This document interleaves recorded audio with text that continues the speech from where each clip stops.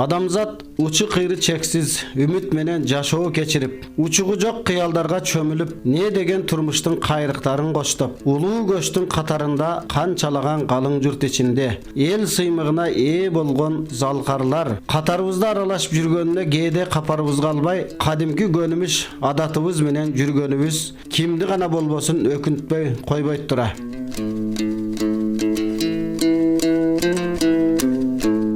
Бекеринен залкар төкмөлөр, келеринде дүнүйө жаркыраган айнексиң, кетеринде дүнүйө түбүң түшкөн чайнексиң деп зар какшап өмүр тууралуу урдабаган чыгар.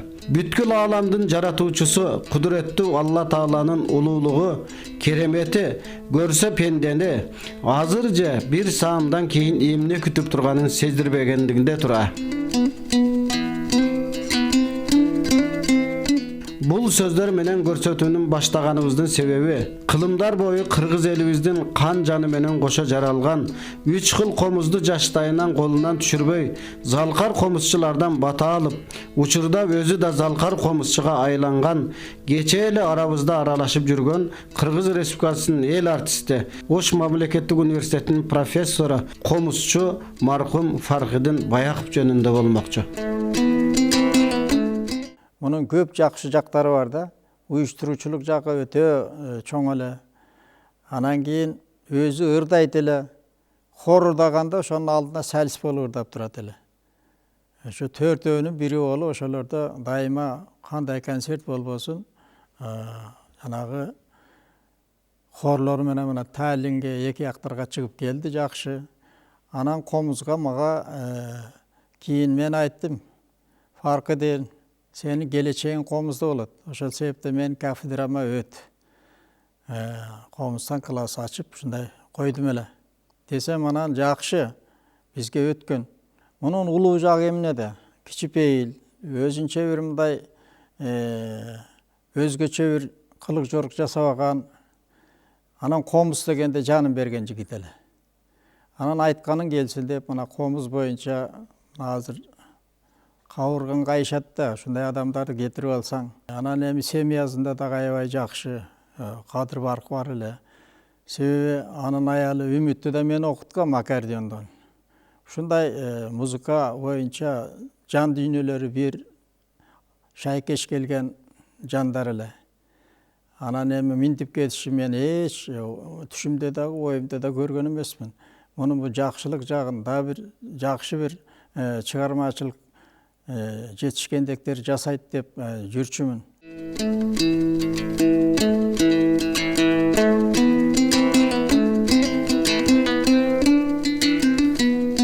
Жаш кезинен залкар комузчу болуш Мадазимовду жандап жүрүп, комузду кандай чертүү ыкмаларын дал ушул кишиден дагы үйрөнгөн. Болуш агай жөнүндө Фаркыдин агай тирүү көзүндө оюн төмөнгүчө бөлүшкөн.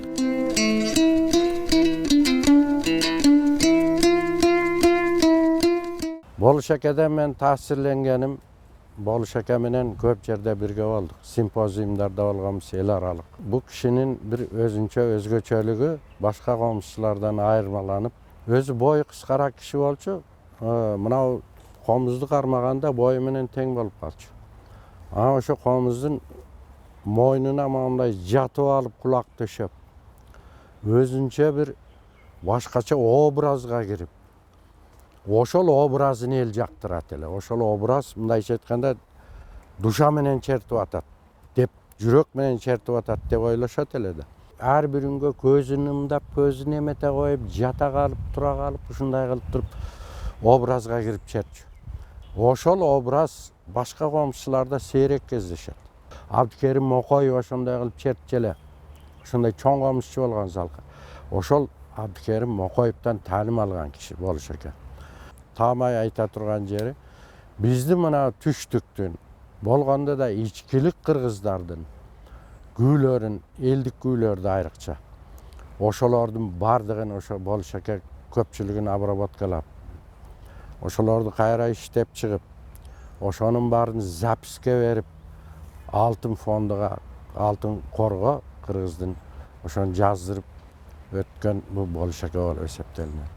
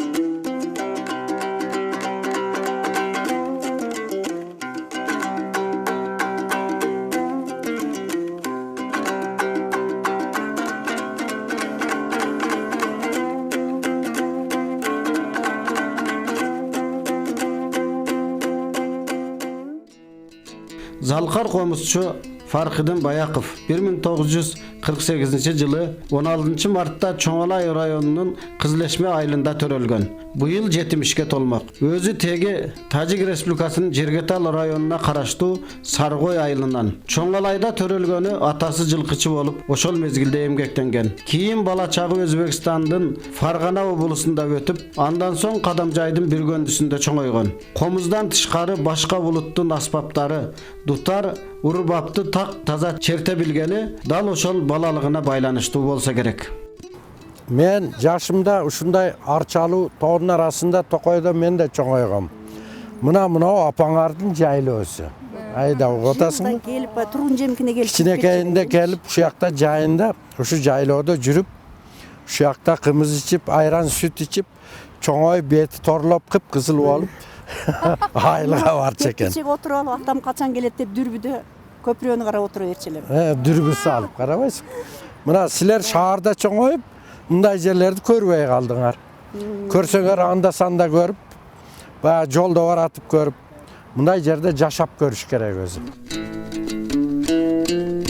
Er jetken soň okup bilim alıp, çıgarmaçıl turmuş jolu ömrünün ahırına çeyin Oş Mamleketlik Üniversitetinin jamaatında emgektenip ötdü. Kırgız muzikasının tuğçoqsunda komuzçuluk öneri tursa, bирок бул комузчулук өнөр биздин улуттук эң белгилүү болгонуна карабастан бул өнөрдү аркалагандар өтө аз, сейрек. Ал эми залкар комузчулар сейилдеп арабыздан кетип баратат да.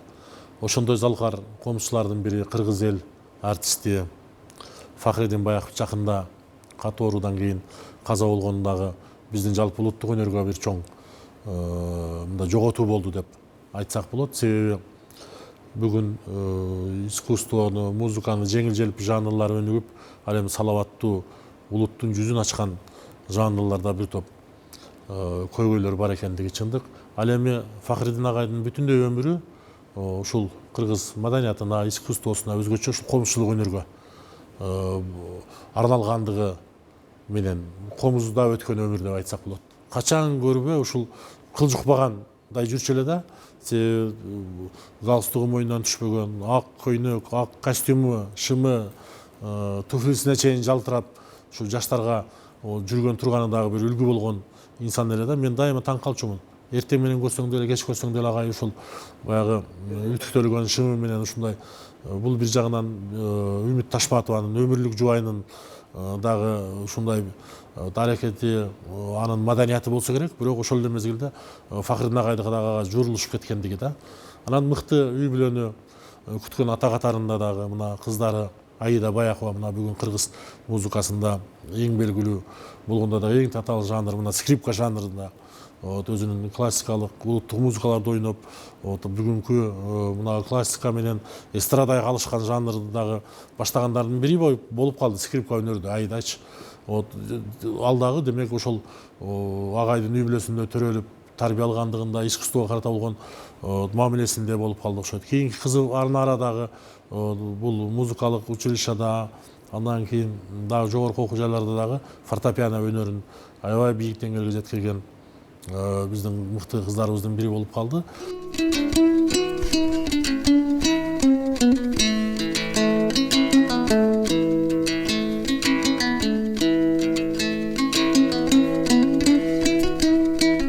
Er jigitke жетим ишенер аздык кылат дегендей, Фаркыдын агайдын көпчүлүк биле элек дагы бир көмүскөдөгү өнөрү бул устачылык, комуз чабуу.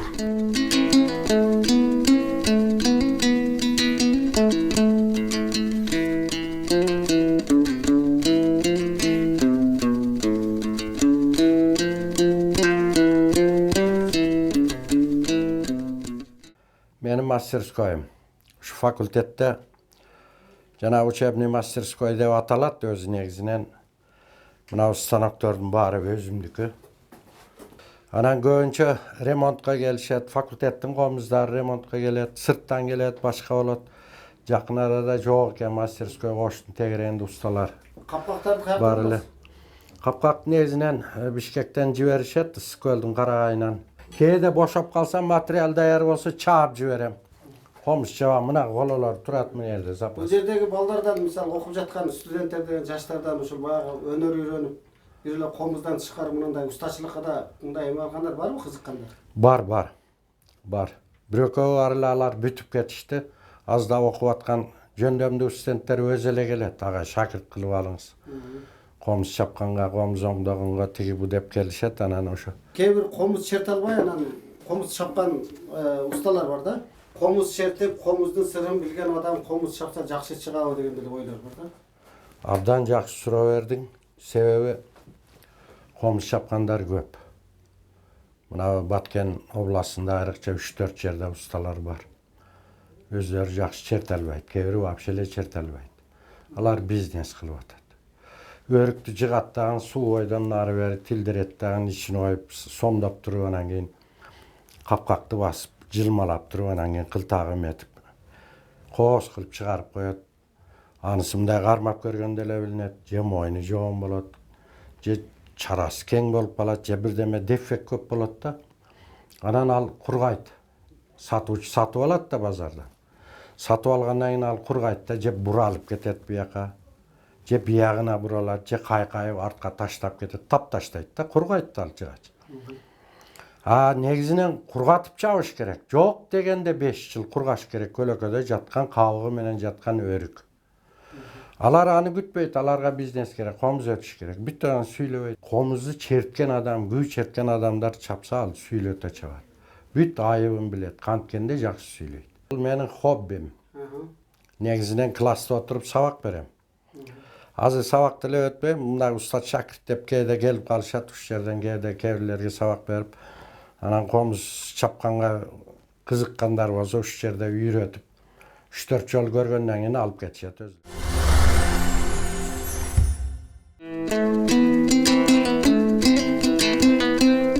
Чыгармачыл сапарын далай улуу инсандар менен өткөрдү. Алардын бири заманыбыздын залкары, Кыргыз Республикасынын эл артисти, Ош мамлекеттик университетинин профессору, атактуу дастанчы Обончу Жолболду Алыбаев төмөнкүлөргө токтолду.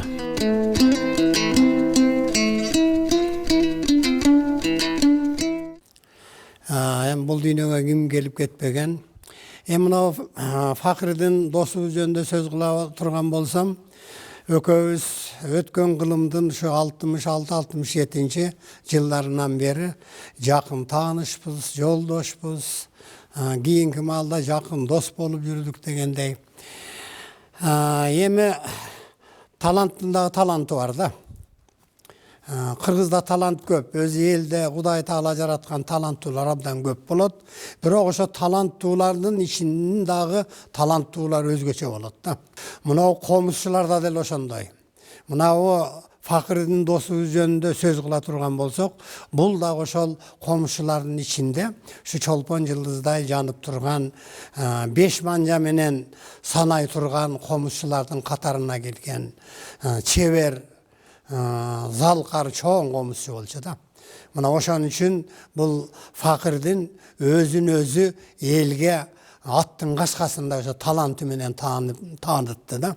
Мына кээде бирөөлөрдү мындай теңсинбей, тааныгын келбеген дагы, таанысы келбеген дагы адамдар көп да. Бирок айласы жок, талантына таан берип анан таанышат. Мына биздин Факырдын досубуз дагы куда ошондой талант болчу да, чоң комузчу эле.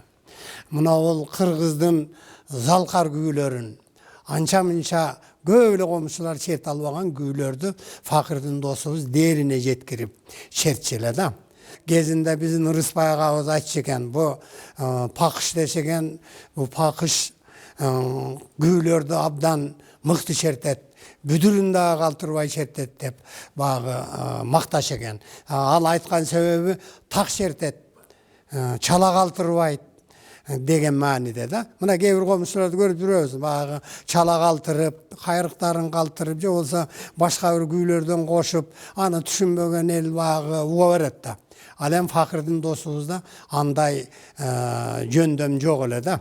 Факырдынды ушул деңгээлге жеткирген мына биздин Аяш үмүткө чоң рахмат. Аяш өзү дагы музыкант, ушул азыр биз иштеп аткан музыкалык факультетте бир маалда жакшы окуп бүткөн Анан илгери жакшы ырдач эле өзү дагы алып баруучу болуп жүргөн.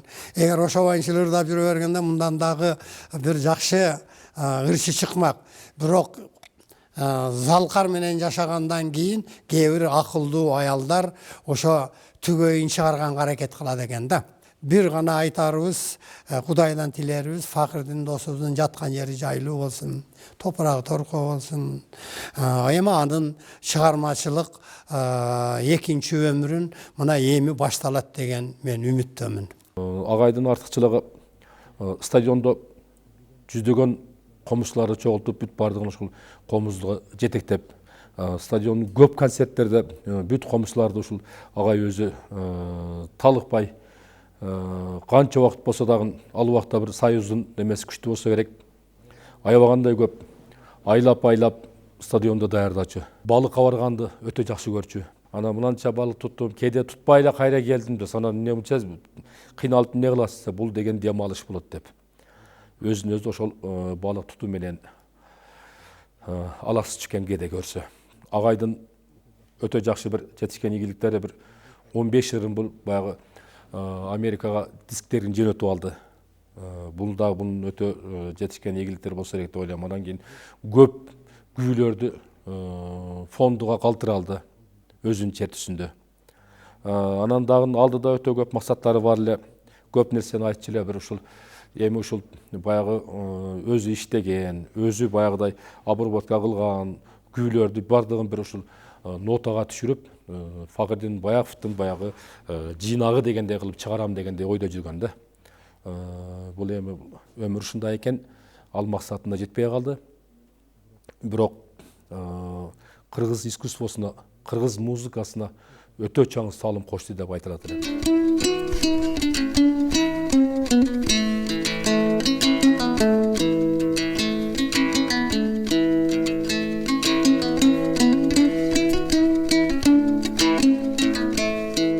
Мен эми хоббим ушу бош учурда балыкчылаш. Бул балыкчылаганда жакшы нерсе адамдын нервине салдырат. Ар бир балыктын өзүнүн жеми болот. Эртең менен кеч жакшы болот. Түшкүсүн анча тартпайт балык, дем алат. Кечинде аган түндө жакшы болот. Жора жолдоштор менен балыкка чыкканда кээде зеригип балык тартпай алган учур болот, кээде эс алган учур болот. Ошо мезгилдерде комузуңузду алып келбепсиз, комузду ала келиң кийинкисинде деп анан көбүнчө комузду алдырып алышат эле. Анан бош отургандан кийин күү чертип бериңиз деп айтып калышат эле. Ошого кээде балык кармап жүрүп да комуз черте берем. Карамолдо Орозовдун Терме Камбаркан күүсүн.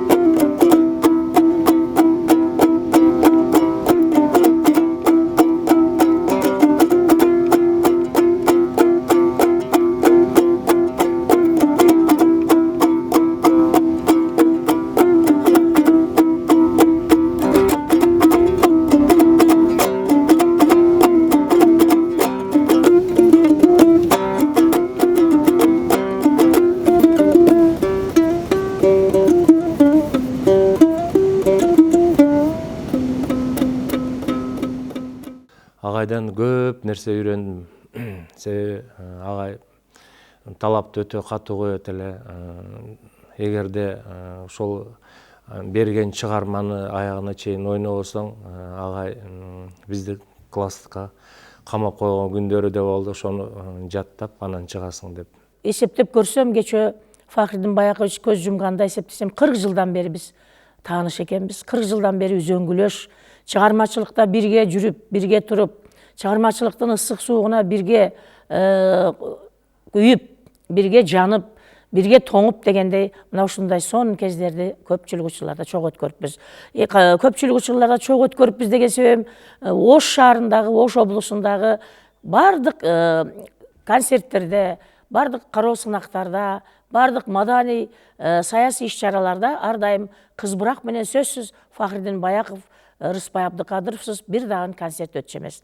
Мына ошол концерттерде бир туугандай болуп чогуу жүрүп, чогуу туруп, ал кишинин чыгармачылыгына, ал кишинин чеберчилигине, ал кишинин өтө бийик комузда ойногон мыкты баягы аткаруучулугуна чын деле таам берип келгенмин. Канчалаган конкурстарга, канчалаган кароо сынактарга катышып, ар дайым жаркыраган биринчи орунду алып, ар дайым төшүндө ордендери, төшүндө төш белгилери дайым жаркырап турчу да. Мына ошону менен өтө сыймыктанчу. Баарыбыздын арабыздан ушул Фахридин аке гана ушул төш белгилерге, ушул сыйлыктарга өтө маани берчү. Комузунда кол ойнотуп сахнага чыкканда дагы анын кийиминде сөзсүз түрдө ошол 20га жакын ордендер, медалдар ар дайым тагылып турчу да. Биз ошону менен аябай тың, аябай баягы так жүргөн, бардык нерсеге ушул дыкаттык менен мамиле кылган адам катары дагы Фахридин аке биздин эсибизде калды да. Айрыкча мен ушул өзбек калкынын элдик ырларын, элдик музыкасын дутарда ойногондо чындап эле Өзбекстанга барганыбызда өзбек калкы өзү таң калган. Өзбектин музыка ишмерлери таң калып, кайра Фахридин акенин келип колуну бекем кысып, өзүнү бекем кучактап, өздөрүнүн ыраазычылыгын билдиргени баса айтканыбыз бүгүн туура болуп турат.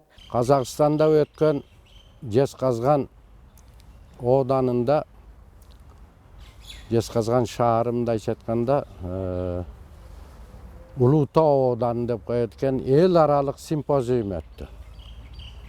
Ошо симпозиумда Кетбука бабабыздын ошонун эрдиктери, чыгармачылыгы, жана башка акылмандылыгы, философиялык анын өзгөчөлүгү ошо жөнүндө кеп болду. Чоң комузчу болгон, чоң домбурачы болгон экен.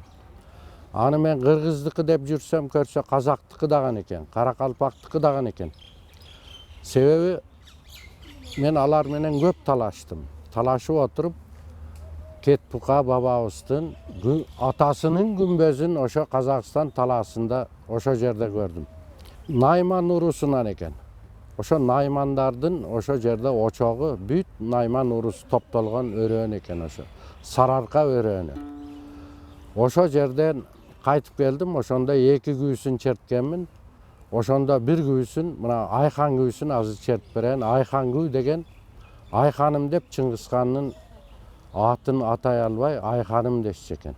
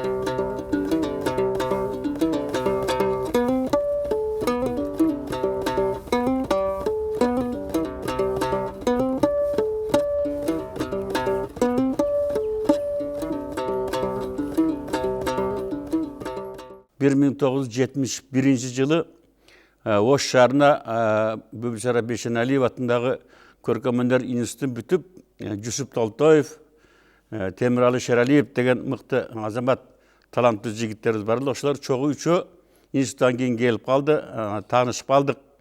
Мына Арабанын көчөсүндөгү бир квартирада жашашат экен. Чындыгында эле ошондо Факырдинди көрүп таанышып, жакындашып кеттик.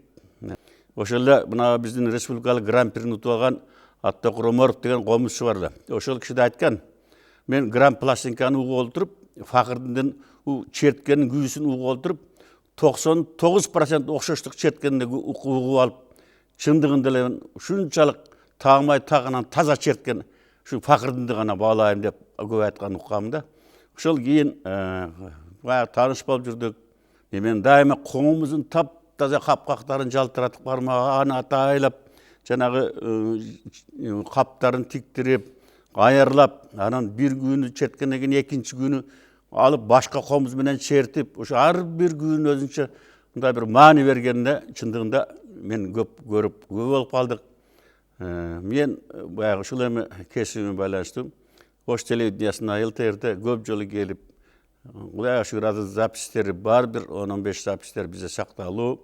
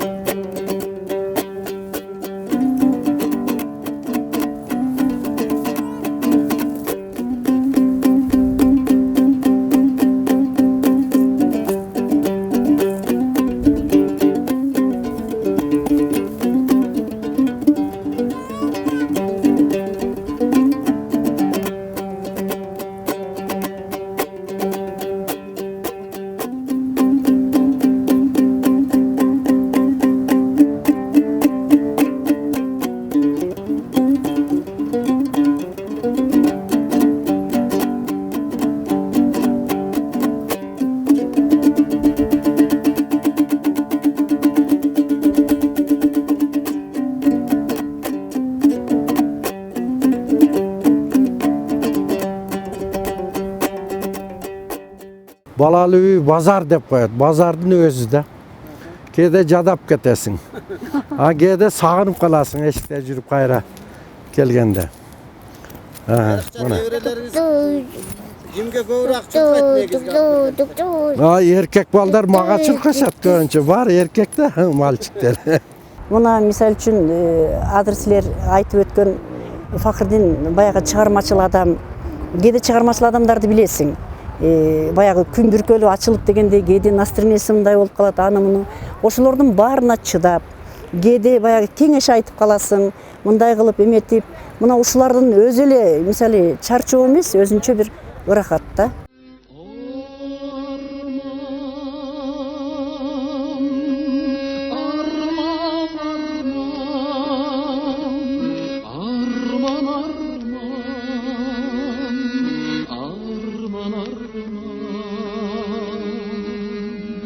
Биздин чыгармачыл топ өмүр серес аттуу көрсөтүүнү дал ушул улуу инсан менен баштамакчы болуп, жогорудагы тартымдарды Каракой жайлоосунан аруу тилек менен баштаган элек. Ойлогон ойду кыстаган турмуш жеңет дегендей, аттың армандуу дүйнө. Көздөгөн максатка ана жетебиз, мына жетебиз менен тагдырдын чоң сыноосу залкарга айыккыс илдет асылып, акыры аягы моминтип айрылып отурабыз. Дагы да далай максаттар болчу алдыга койгон. Чертилбей күүлөр калды, айтылбай сырлар калды, ырдалбай ырлар калды. Учугуңузду уларга улуу эл шакирттериңиз, үй бүлөңүз Үмүт Ташматова баш болгон таланттуу ай мончоктой кыздарыңыз бар кезде унутулбайсыз. Сиз черткен күүлөр кылымдар бою жаңыра берет. Болгону кош болуңуз, кыргыздын залкары. Жаткан жериңиз жайлуу, акыретиңиз абат болсун дегенден башка арага жок.